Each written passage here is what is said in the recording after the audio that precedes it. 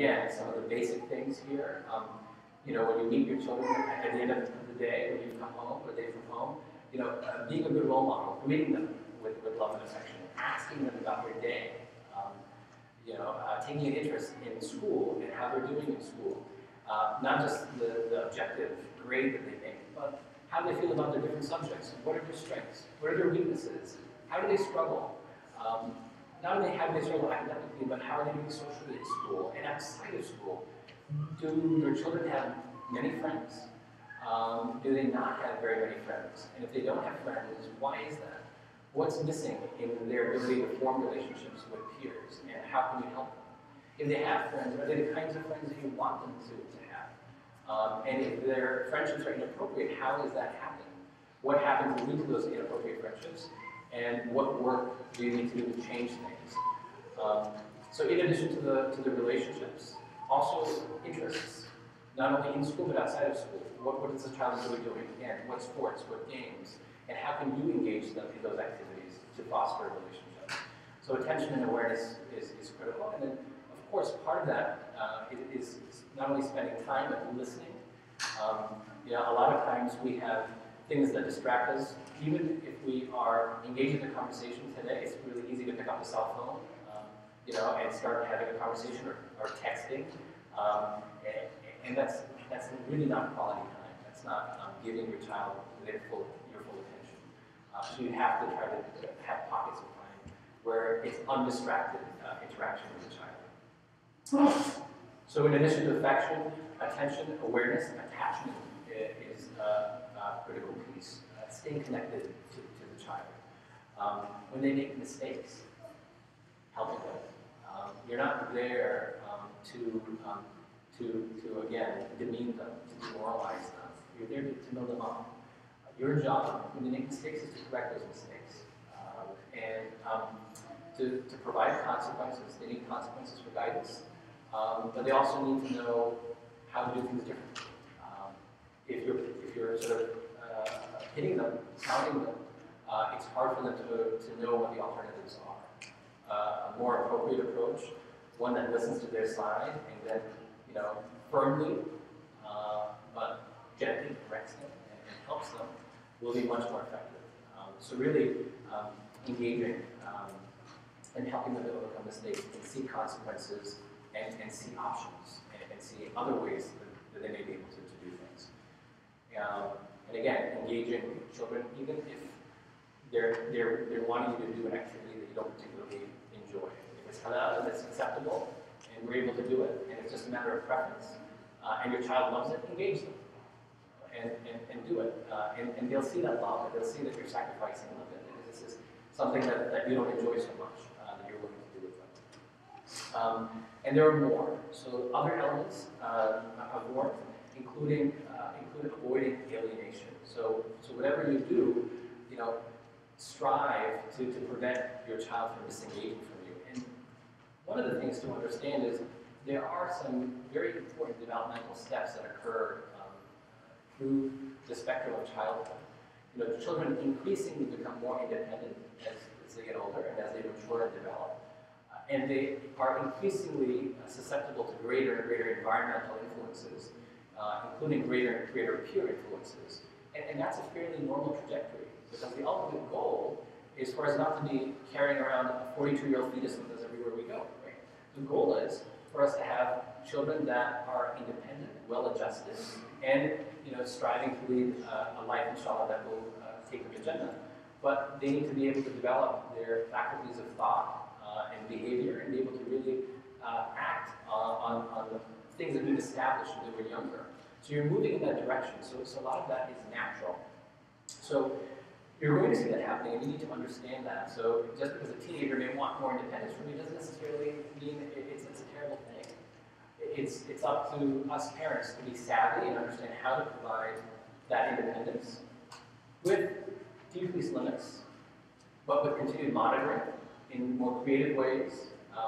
You know, always knowing where the child is. And this day and age, again, it's easier in some ways, right? Because a lot of teenagers that I know seem to have cell phones themselves, etc. So it's easy for us as parents to track them down.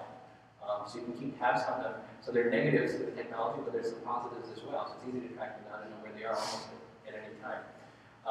So you want to continue that monitoring, that supervision, but it has to be age appropriate, and you will have to let go as time moves on. Avoid hostility. Work on resolving conflict, but again, without demeaning your child and eroding that relationship. As I've said to you now, again and again and again, that warmth relationship is so important.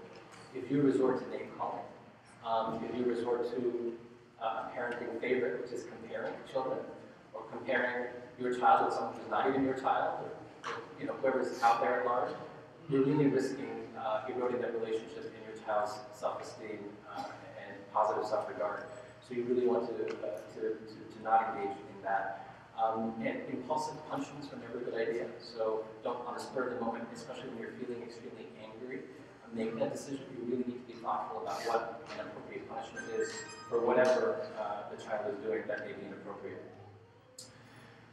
Another important aspect of warmth is acknowledging accomplishments. And this is another area that I think as parents we might fail our children, is that if they're doing something incorrect, we may be very quick to chastise them, to take them aside and say that was not appropriate, that was wrong, I want you to go back and apologize, this is your consequence, this will be the punishment. We've talked about this before, but how often do we take the time if a child offers help or assistance to you or does something, no matter how small, to acknowledge that, to, again, work on building them up by praising them, by thanking them, by letting them know that we appreciate them and the good that they're doing. Those are important aspects of warmth as well. Another element is assuming honesty and developing a sense of trust in your child. And that doesn't mean being gullible. So I don't mean, don't monitor, don't supervise. We already established that that's the wrong way to do things. But it does mean fostering a relationship based on trust. And of course, if your child violates that trust and repeatedly violates, then you have to find ways to work towards regenerating that trust. But you don't start from a place of not having that trust. You need to have that trust. And again, studies show that in families with high trust, with high expectations, the kids do better. Not in families where the parents make it very clear that their kids are not trusted and they have minimal or no expectations, that the kids are good for nothing. So that should not be the perspective that's taken. Acknowledging problems and trying to resolve them is another element, actually the final element. And again, as I mentioned, it's important to listen to the children and hear what they have to say. A strategy that's often recommended if you actually take a parenting course is holding family meetings. And there are different levels of family meetings. There are family meetings that parents will hold that's intended for the parents alone, where major decisions are made. There are family meetings that can be held with the entire family, and that can start when the kids are at a young age. Again, because we're establishing a culture in the house, a culture of doing things. We're providing structure, we're providing a way that the family conducts its business that's not chaotic, where things are spelled out clearly. And what's critical for children is to not be surprised and for parents to throw things at them sort of willy-nilly, where they don't know what to expect. It's very important to provide consequences, but to provide expected consequences. The rules should be very clearly spelled out. And that goes to the very basic. Bedtime is 8 p.m. might be a rule. That means that at 7:30 we're going to get you in pajamas. We'll help you brush your teeth, and we'll read a book, and then we'll help you in. Right? So it's very detailed and specific, and so that the kids aren't thrown for a loop, they aren't taken for a surprise. So there's a consequence for not falling asleep at 8 o'clock. They can't legitimately say, "Wait a minute, no one told me that." So things need to be spelled out. Of course, not every circumstance in life will you already have a pre-made rule for, right? So sometimes you have to be spontaneous and come up with rules for situations you might not have anticipated. But many things in our day-to-day lives are anticipated and have to do with the daily structure. Waking up in the morning, salah, preparing for school, preparing for coming home from school, the transitions, away from home, back to home, bedtime, meals, all of those things. Those are things that we can pretty much anticipate generally happening, inshallah, from day to day.